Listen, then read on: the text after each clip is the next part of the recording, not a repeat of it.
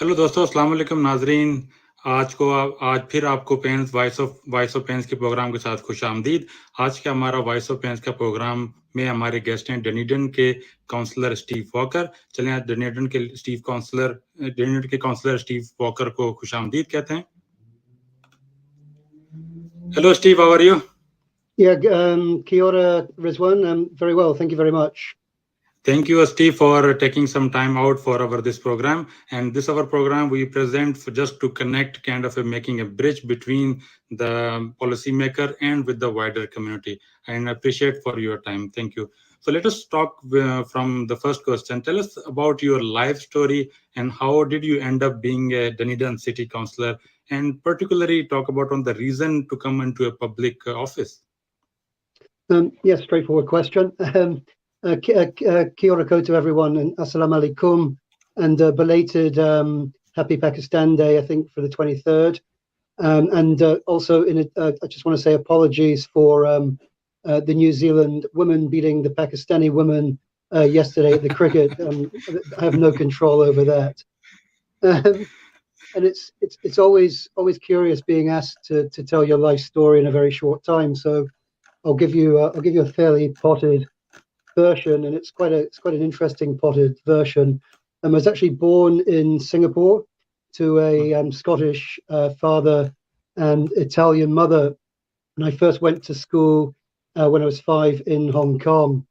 I was mainly educated in Scotland, where I first went to university. I went to university in Edinburgh, and I studied the final semester of my second degree in the American University in Cairo in Egypt, which was very, very interesting. I was doing a development studies degree there, and that was an interesting experience. I actually lived in central Cairo on Tahrir Square for 4 months, which makes, when people complain to me here in Dunedin about traffic being busy, I remind them that I lived in Tahrir Square.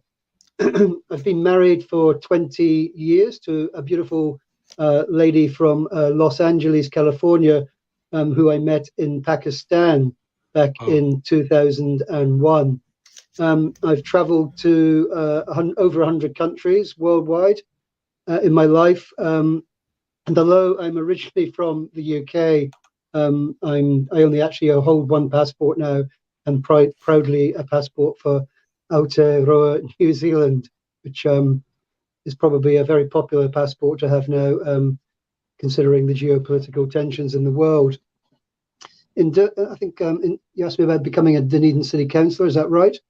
Yes, I guess yes. in terms of that, when I moved to New Zealand in 2001, this might provoke more questions. I actually moved here to semi-retire at obviously a relatively young age. Because my wife is at the university, she's a professor at the University of Otago, and I certainly didn't intend getting into the local politics. But I was sort of dragged into local politics because when I moved here, I got pretty bored with the concept of retiring and started getting my fingers into a lot of local issues out in the Port Chalmers area where I still live. It's the only place I've lived in Dunedin, actually. I love it. And in the early days, I set up a group. Many of you who know Dunedin will know there's a cycleway, a walkway being built between Dunedin and Port Chalmers at the moment. Well, I actually set up the group that campaigned to get that done when there was nothing there back in about 2003. And I got very inspired because as a member of the public, I went along to the Dunedin City Council to a public forum just as a member of the public and went into this big intimidating room in which I now sit. And I was given very short shrift and told it would never be done. There's no money and there was no will. And my wife knows me very well. I came back raging and she just said, do something about it. So I set up a group, and here we are in the year 2022, government investment of around $45 million and a great investment. And that will be completed in December. Although it's taken a lot longer than I thought it would, that's a really great asset for the city, particularly in the current context of our needs, related to climate change and our needs for alternative ways of shifting us. I also set up a bunch of other community groups, one of which is, I still chair it actually, it's the West Harbour Beautification Trust, which looks to beautify the area between Ravensbourne and Aramoana, and also is responsible for removing a lot of invasive species and replacing them with native bush. And because of that, people shoulder tapped me back in, I think it was 2007, to run for a community board, which we have out here. There's one of the 6 community boards in Dunedin. I didn't even know what one was. I stood for election and duly got elected, and spent 12 years on the community boards, the last 6 as the chairperson. And obviously, as many people know, I ran and got elected to council in 2019. So that's the potted life story. Does that give you enough information? Yeah, it's enough information. It can show me, and also to our audience, quite a full of journey, all the way to so many countries. We'll talk about more on your trip to Pakistan later on, but Yep. it shows that, you are very passionate about the natural environment, and also you are a chair of Dunedin Wildlife Hospital Trust Board, Yep. and also deputy chair of the Planning and Environmental Committee. Tell us why it is very, very important as a natural environment to you and for the future of New Zealand. Yeah, I think when you sent me the question before this interview, you asked what makes me an eco-activist, which I found quite interesting, actually, because I don't consider myself so much an eco-activist. I consider myself an activist, but not in the eco circles. And I think my interest comes, Rizwan, from a very early stage, and many of your listeners will know the wonderful David Attenborough. And I was, as a child, I was just glued to my TV back in England and Scotland, watching anything he did, and I'm still engrossed by him to this day, actually. And I guess he sowed the seeds of a very early interest in the natural environment and wildlife for me. And as you mentioned, I currently chair the Dunedin Wildlife Hospital Trust Board, and I'm really proud of that. And in fact, I was involved with setting up the hospital when it opened 4 years ago. So there was a whole project team looking to set that up. And again, a bit like the cycleway, there was very little interest from local government and central government for us to do that. And again, it goes back to that red rag to a bull story, where a bunch of us who were passionate said, well, we're going to do something about it. And with no funding help, we set that up.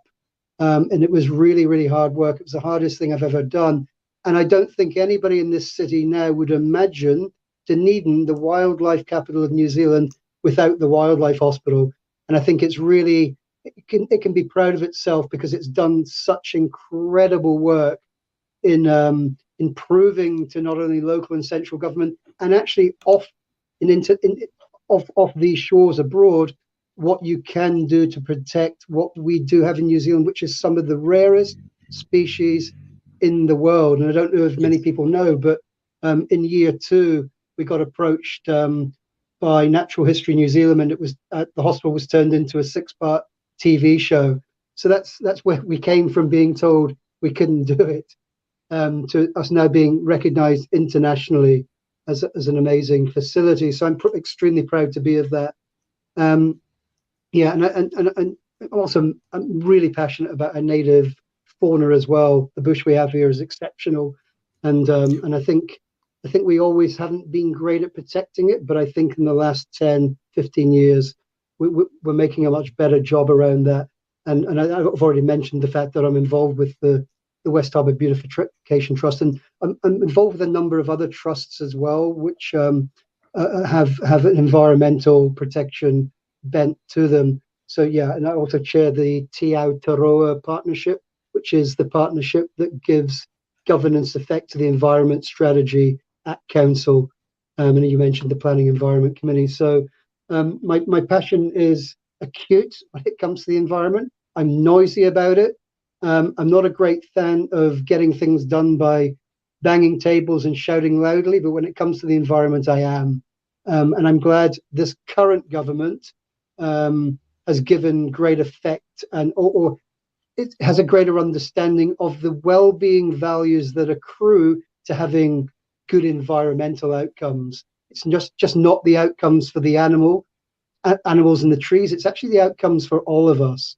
Because I can't imagine a Dunedin without sea lions and yellow-eyed penguins and Kerraroo and Kakar and Tui and Belberg, it would be an extremely different place.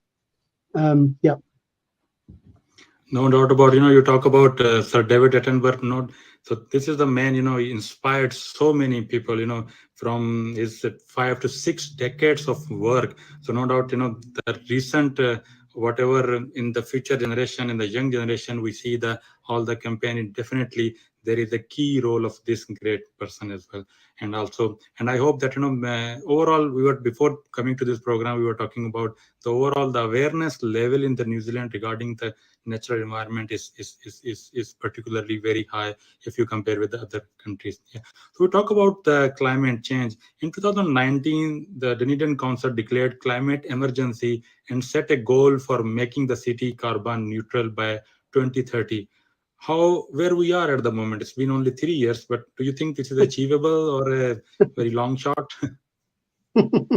Oh gosh, if I had the answer to that question, I'd be be very rich and famous. Yeah, you're right. In 2019, I wasn't part of the council, but I was certainly part of the community board structure, urging council to be bold. And I think we can give thanks to our current mayor and actually a past councillor called Jinty McTavish, and also Dave Cull, actually, because the current mayor was a councillor at that time, but Dave Cull and a number of councillors for being brave enough to do that. So my view on it is twofold. It's necessary. Will we achieve it by 2030? Probably not, but I think we'll get quite a long way there. So my view always is have a stretch goal. If we can get 40, 60, 80% of the way there, I think that'll be 40, 80, 60% more than we would get there if we made it 2050. I think we set the tone of urgency, and I think urgency is a great motivator for human beings, and we have to look no further than global pandemics to see how reactive and positive humans can be. So if you'd interviewed me 3 years ago and I said there's going to be a global pandemic, we will find a vaccine for that within 9 months, you would have thrown me off the show. So yes. when humans are faced with adversity, they act. Yeah. Climate change is an existential threat to everybody on this planet.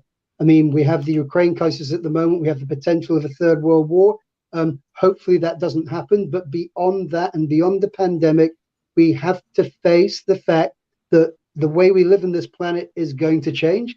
It's incumbent as us as humans to try and do what we can about that. And I don't want to get into the debate and argument about why the climate is changing or what we can do about it. The fact is, it is happening.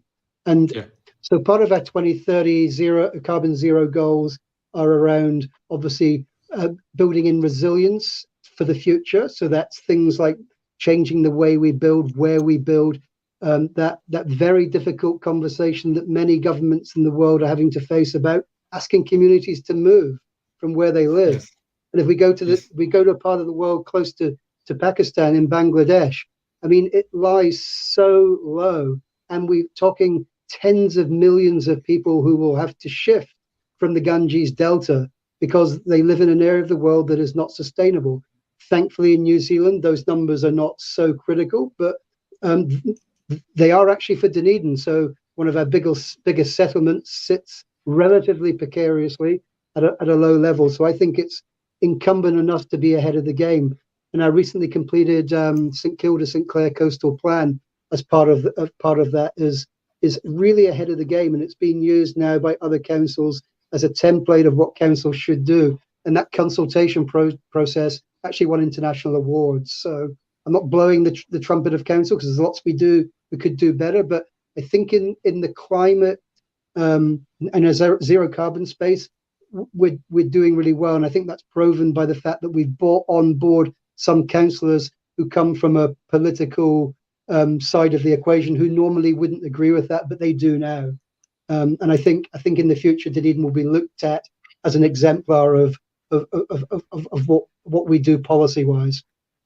Wonderful. I think Dunedin can take a lead for and can be an example for the rest of the New Zealand and also for the other countries, other cities around the world with having this kind of a situation.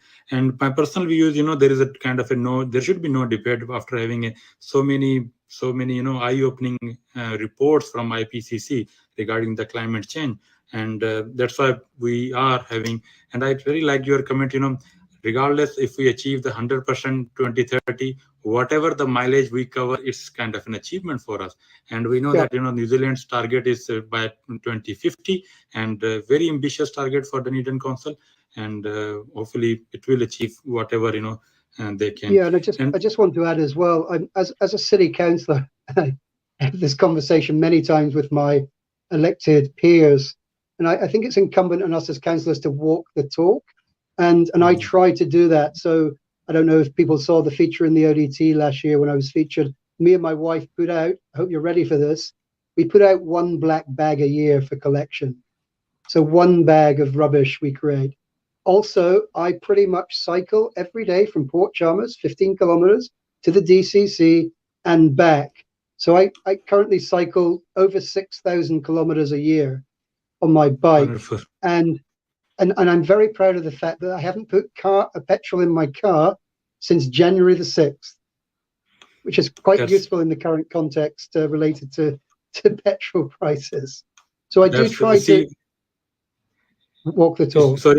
Sorry to cut you short. This is really amazing. Probably we need to have another program, especially talking about on this climate change. It's wonderful, No problem. whatever you are doing and leading by an example. So again, one more issue, this is the climate change and other issues that whatever the council is taking up need a kind of a collaboration between every sector of the society. So what kind of a partnership you are hoping from the citizen to achieve not only the climate change goal, but overall the Dunedin City Council's goal?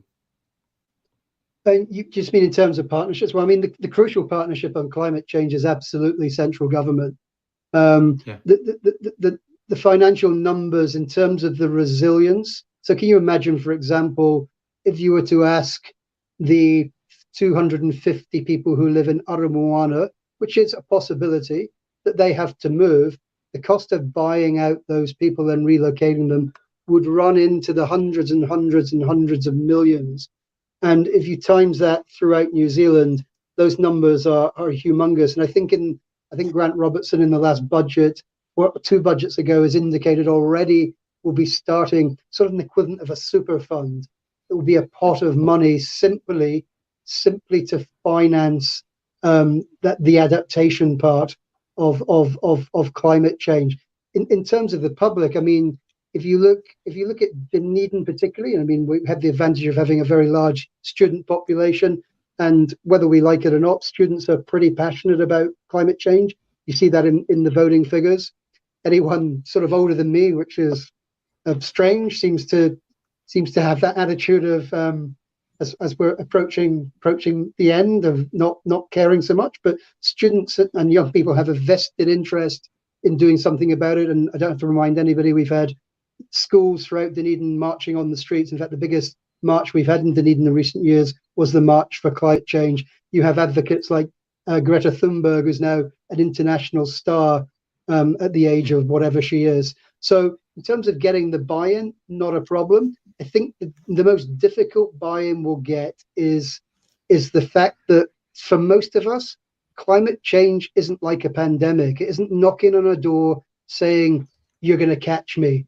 So it doesn't seem critical. So I think we have to control the narrative. And I think the news tonight reported that a huge chunk of Antarctica, the size of, I think they said it was the size of Los Angeles, fell off the ice pack.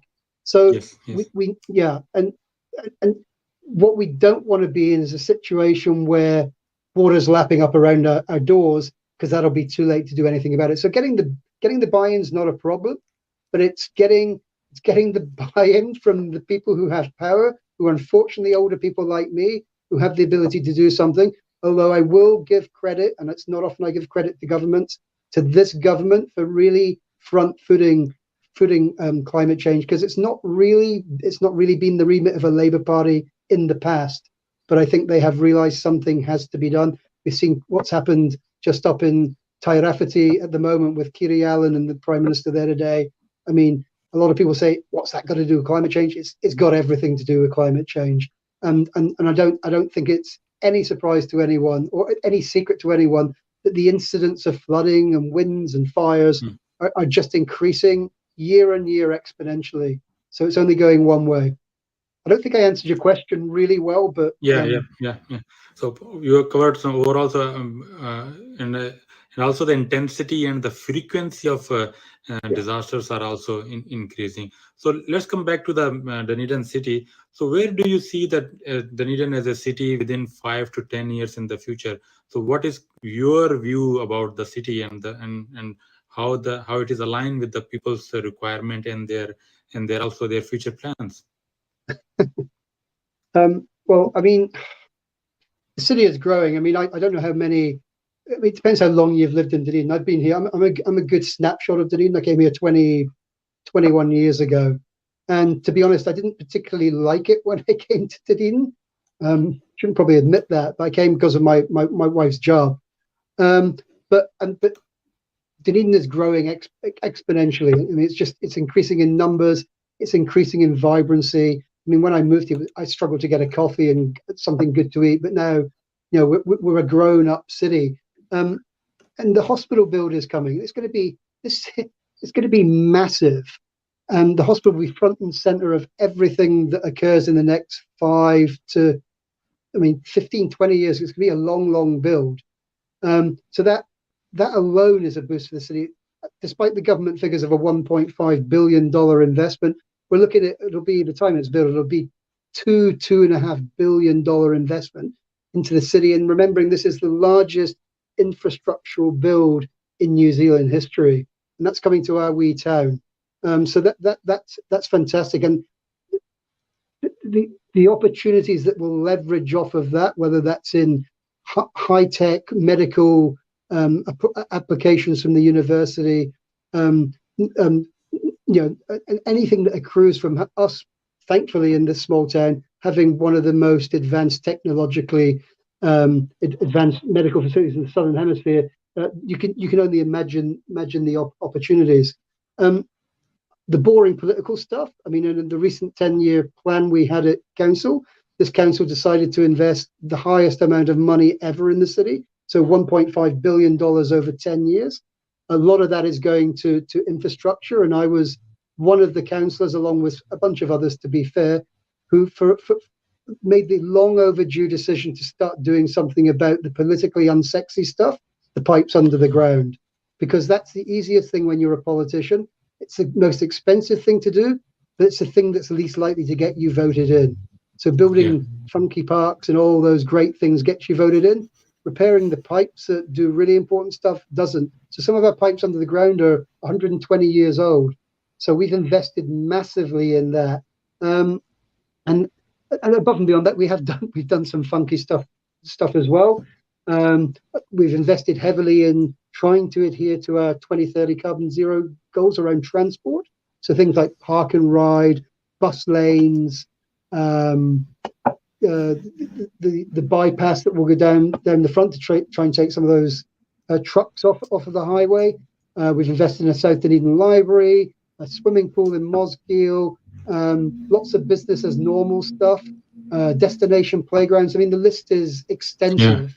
So, I mean, the future for Dunedin is extremely bright, but like most booming cities, we're going to really find it problematic, spending the money, and we're obliged under the Auditor General to spend what we say we're going to spend, and that's primarily because of the effects of what's happened internationally with COVID and will happen because of what's happening with the crisis in Ukraine, and that's getting the workers. It's going to be a massive problem getting the workers for the hospital, and it's going to be a massive problem getting people here to work to build the stuff we've got the money to invest in. But I'd rather have that problem than the other problem, which is people not wanting to come here, us not being visionary, and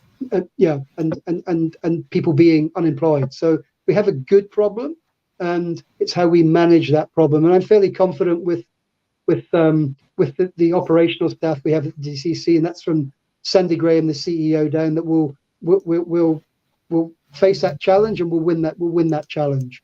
So Dunedin's an exciting place to be. I wish the houses were a wee bit cheaper. They certainly were 20 years ago. Yeah. Hopefully, as the borders are opening up, and the tourists and the visitors and the international student will Yeah. definitely benefit from all those projects that you are doing. So, Steve, going back to your travel around the world, so you traveled around 100 countries. How did that help your understanding about the diversity and the importance of cultural cohesion in New Zealand? Oh, yeah, it's massive, of course, and I often do one of my quips at when we're in debate in council. I often say to people, and I mean it, it's sort of a London saying, which you say to people, you need to get out more, because I think we are very, very sheltered here, and I think having experience of other places, remembering not only I'm primarily from London, and my Mm. wife's from Los Angeles, arguably two of the most culturally diverse cities on the planet, to be honest. So not only that experience of has honed the way I feel, but also traveling the world, and also for me, remember this year is the longest time I've ever spent in a country, so 20 years. So I'm also somebody who's, been born abroad, and because my dad's job in the Royal Navy, I've been shunted Oh, around all of the world. So I've had a very disabling upbringing. So I really understand what it's like to be the outsider in places. So my dad in the Navy, every 2 years I had to move to another school. So I was always the new kid being bullied. Um, but so, but yeah, I mean, 20 years ago, this city was extremely poor. I mean, my wife and I, when we moved here, were disappointed at the lack of diversity. Thankfully, it's changed quite markedly. It could do a lot better. I'd love to see a refugee quota raised, and I've been front and center of that. And I don't know if people know, I was lucky enough to be a volunteer for the very, very first group of Syrian refugees who came here. And I did that primarily because when I was in Syria, back in about 1996, I hitchhiked through Syria and was treated so well. So I literally went to the Red Cross and begged them. I said, I need to pay back the kindness I was shown in Syria to try and help settle a family here in Dunedin. And I'm still in touch with my family, who are doing incredibly well. And like most families who move from one place to another, you can imagine the four kids are exceptional. They are fluent in Arabic, they're fluent in English, and they're fluent in Tereo. It put me to shame. And no surprise, they're flying through school, and they will be amazing contributors to wherever they end up. I mean, there's no reason they should stay in Dunedin, but they will be brilliant, brilliant representatives for Aotearoa. Yeah, I'm very wonderful to passionate hear. about cultural diversity. Wonderful, wonderful to hear about that. So, Steve, tell us about your memorable travel to Pakistan and what did you find most attractive in Pakistan? And remember that Black Caps is touring to Pakistan in December 2022 this year. Probably we go together and watch Black Caps playing against Pakistan in Pakistan. Well, yeah, I'd love to go back to Pakistan. Gosh, why is it attractive? Well, gosh, it's the place of mountains. It's Yeah. it, it's it's extraordinary.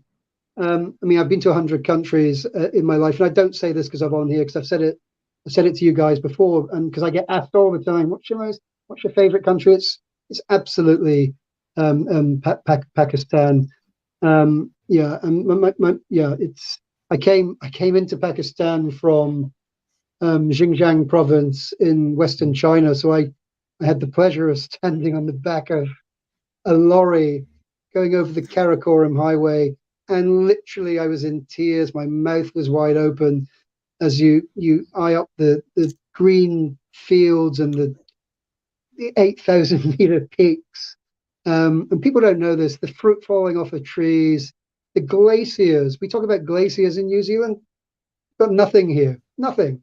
Glaciers coming up to the road, and just exceptional. And I don't know how many people have been right up to northern Pakistan, but the people, gosh, exceptionally friendly, exceptionally kind. I was often just taken in, and yeah. And I mean, I spent most of my time before, because the next country was Afghanistan, so I ultimately went down to Peshawar, where because I met my wife up in my now wife up in Karimabad, and we parted ways because I was on my way to climb to the base camp of K2, but I couldn't do it because of the weather. So I spent most of the rest of the time in the Hunza Valley, which is, gosh, just saying the name makes my hair stand on end because it's stunningly beautiful. And places like Minapin and Pastu, I'm trying to think of the names, Sost, Skardu, incredible. And I mean, why wouldn't anyone want to go and see that place? And it's quite weird when I tell people that Pakistan's my favorite country in the world. Again, I have to say to people, you need to get out more, because people who haven't been there have an impression of Pakistan of just this flat place with, millions of people fighting each other. Couldn't be further from the truth. They might fight each other in the cricket, but it's extraordinarily beautiful. It's really friendly, and my Indian friends will be really disappointed when I point out when you cross the border from India, because I spent a lot of time in India, and you go to Pakistan, it's like a breath of fresh air because it's so much friendlier. It's so much friendlier. I can't explain. It's a really weird thing to explain. It's really hustly in India. I can see, the shine in your eyes when we talk about the Pakistan, and definitely one day we go back to Pakistan. Just talking about the mountains. So there are 6 mountains in Pakistan that are more than 8,000 meters. So if you talk about, there are 10 mountains in Pakistan, mountain peaks in Pakistan, there are more than 7,800 meters. So not in anywhere in the world you will see, all the bunch of these together. So thank you so much for the kind words for Pakistan and promoting, especially the tourism as well in the northern areas. I've been to some of the places, but not as many as that you have counted at the moment. No. I think any country that is fortunate enough to have the Himalaya, the Hindu Kush, and the Karakorams banging together is going to be a beautiful place. I honestly cannot wait to go back. And of course, my wife and I are on a promise to go back because Karimabad will be our first destination. That's where we met. And there was a really big festival. It's a funny story. There was a big festival on in Karimabad the day I met my wife, and it was a festival to celebrate the fact that they'd put in a new system to bring clean water. And we sat around the table, and they poured the water out on the table, and it was brown. I think they've cured the problem since.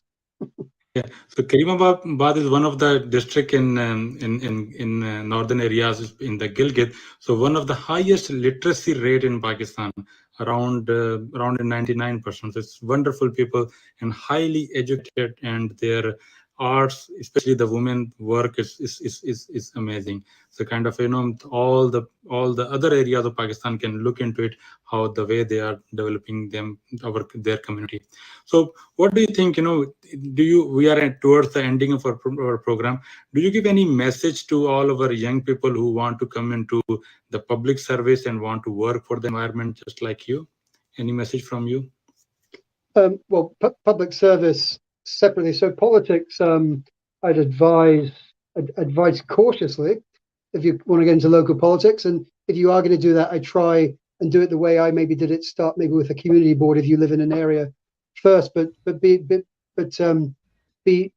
aware one has to be fairly resilient.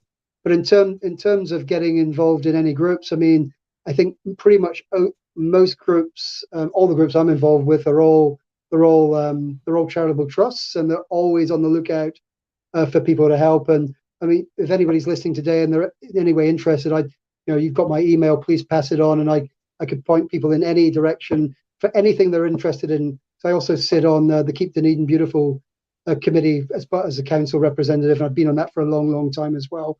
So I've got my finger in pretty much every pie in terms of anything to do with the environment. So more than happy, not only do I encourage people to get involved, but more than happy to aid and push people in the right direction. In any part of what any interest will be covered. So I'm more than happy to help. Thank you so much for extending your help. So how do you see, the PANZ, Pakistan Association of New Zealand, that national and also the Dunedin chapter, their work for the society and for the overall community? How do you rate these community organization, how well they are placed in terms of connecting and also the way they are working for the community, especially the Pakistan Association of New Zealand. Yeah. You're talking about PANZ? Yeah, PANZ, yeah.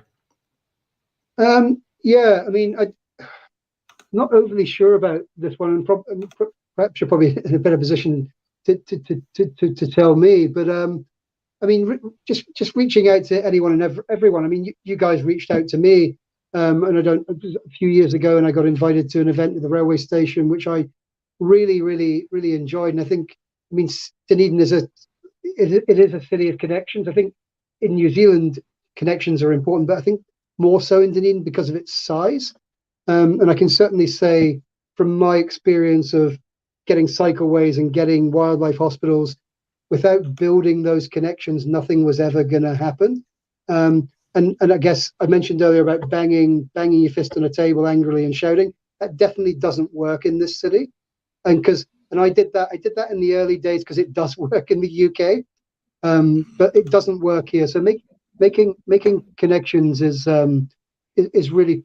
really important. Reaching out. So there's no reason why you shouldn't be reaching out to all of us councillors and inviting them to whatever events you have. I mean, I think they won't all come, but some would be really interested, and I think that's a really good way to reach out. Other diasporas do that quite well, and there's no reason why you can't do that. And I'm happy to be to help you get people sitting around the table, maybe for the next Pakistan Day if COVID isn't still with us.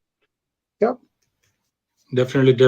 Now we will not only invite you, but also from you, and we take it an opportunity to invite the more people as well. Yep. And also with the purpose of Pakistan Association of New Zealand and also their local chapter in Dunedin is to connect with the wider community in whatever way in terms of food distribution during the lockdowns or vaccination drive. And also there are so many kind of a community awareness through this program and also from our other programs connecting our community and also other communities through the sports and other activities is kind of our focus, and also kind of promoting a social cohesion as well, so that being a part of we made this decision to all the way like you to come and make New Zealand as our home. So it's kind of a pleasure, and also we want to give back to the community as well.